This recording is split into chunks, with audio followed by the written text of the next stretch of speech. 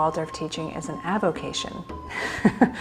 It's really a way of life. It's a meditative practice. It's something that you need to care deeply about. It has to become a passion, really. It's about coming to work every day, looking forward to the work, feeling that the work that you're doing is meaningful. To work as a Waldorf teacher means to work in freedom.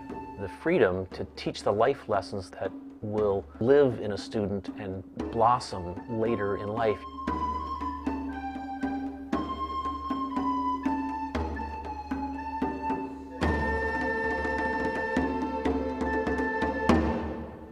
Good morning, Rita. Good morning, Sequoia. Good morning. The Waldorf faculty holds the child at the center of their work. Every child is known in a Waldorf school. No child is hidden. The individual stands, the human being stands at the center of Waldorf education. It is the sole reason why Waldorf education exists. Right, we will have to adjust. Waldorf teaching is the best gig in town because it educates not just the cognitive side of man, not just the physical side of man, but also the spiritual side of man. As a Waldorf teacher, I am able to educate the whole human being. Part of being a Waldorf teacher is recognizing that your students are slightly different people today than they were yesterday. And you are a slightly different person than you were yesterday. You are constantly changing and redeveloping yourself. We do have beautiful things to do.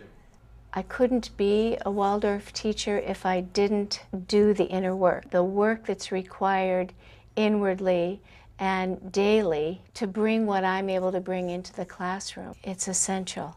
I feel that there's wisdom behind the pedagogy, the wisdom that comes from anthroposophy, which is about the wisdom of the human being. Now I walk in beauty. Beauty is before me. Beauty. I think the phrase goodness, beauty, truth is at the heart of the human being, what it means to be human.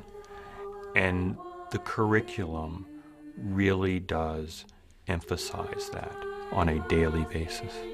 I, as a teacher, really need to stand as a model of what it is to be a human being.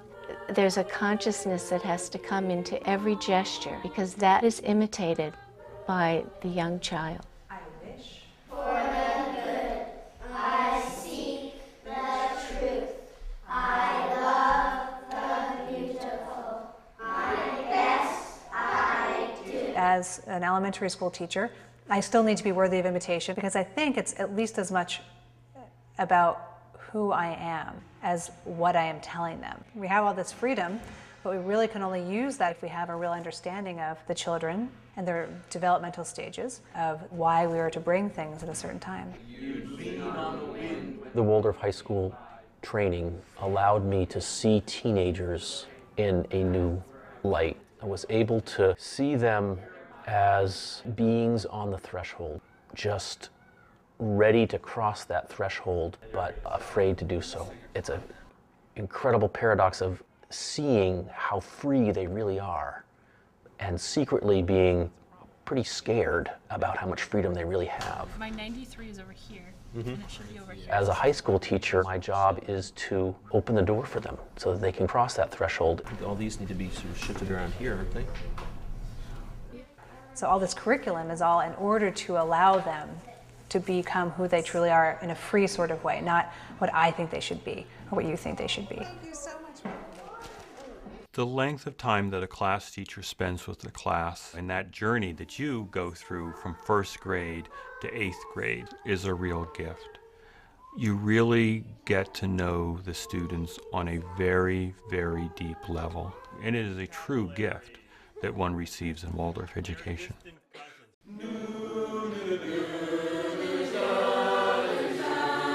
I was working as an artist. I was very successful. I was a fiber artist. I was exhibiting in museums and doing craft shows, but something inside was missing for me. And I met a Waldorf teacher, and within a few short minutes, just experiencing how she was with the children that we were caring for, I knew that I had to know more about what was behind what she was doing. I was a history major in college, and I accidentally found my way into banking. And while there were elements of banking that I really did enjoy, I felt as though there was nothing over the long term that would really challenge me. And I also felt as though I really wasn't making a difference in the world. And so one day I was sitting on the bus on the way home from work, and in reading about Waldorf education, it really felt like it was something that was calling to me, something that I wanted to do. And as soon as I finished that article, it was like magic. I can't describe it. I knew as I stepped off the bus that this is what I was going to do. I like the idea of, oh, there's a challenge out there. Oh, I don't know anything about building a house. I'm going to have to learn that. I never thought I could sing. Storytelling was definitely something I didn't know I could do. I have had to overcome my deep fear of public speaking. I thought, oh, I would love to be a teacher, but I don't have that kind of presence. But actually, it doesn't happen like that at all. One of the challenges of being a Waldorf high school teacher is that I'm asked to do so many different things. I'm not a chemist by any stretch of the word, and some of my best lessons, ironically, have been chemistry. I have to transform myself from a math teacher to a chemist, which is not my usual being.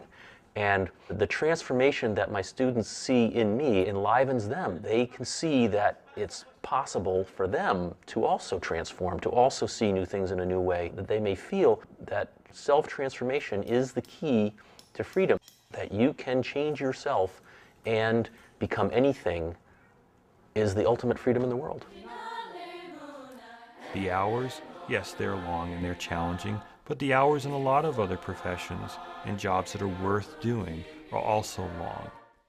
For anyone who's wanting to grow and develop themselves and make a contribution, I can't think of a better way. You're not working in isolation. We are actually creating the school together. We come together to study children, to study classes. And that is really exciting to me, to know that I'm not alone in the classroom. We all hold each other as colleagues to very high standards. I've got my hand on two people's bootstraps and they've got their hands on mine, and we're all pulling ourselves up to this very high level. We're trying to make the world a better place through education. In Waldorf education, the teachers are part of the administration, and they have really the sole and predominant voice in how the curriculum is developed in the school. And that's what's really wonderful about it, is that there isn't this large overarching authority that tells you exactly what you must do and how you must present the curriculum. The teachers are involved in the pedagogical decisions. We make decisions together. That's not always easy, but we work together, and I think that's really unique. You're very much part of truly an international human movement. I know that there are Waldorf teachers around the world that I feel connected to all of them in some way as colleagues. And I know that when I'm sitting in a meeting and we're beginning our meeting with a verse, I know that somewhere around the world, at some time during the day, there is another meeting going on of Waldorf teachers working together in much the same way that I am with my colleagues here. There are Waldorf schools all over the world, and they are a tremendous source for my teaching. The colloquiums that I've been to, the network of Waldorf teachers around the world are a tremendous source of help for all of us. They're also working within this same framework of Waldorf education. It's invaluable.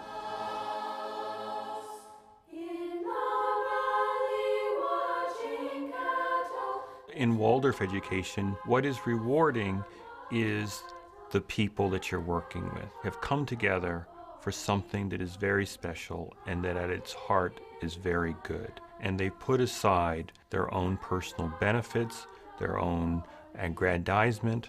They're really coming with a purity of motive. And I think in that kind of environment, you really have a lot of magical kinds of things that happen. It makes you feel good, frankly, to be a human being.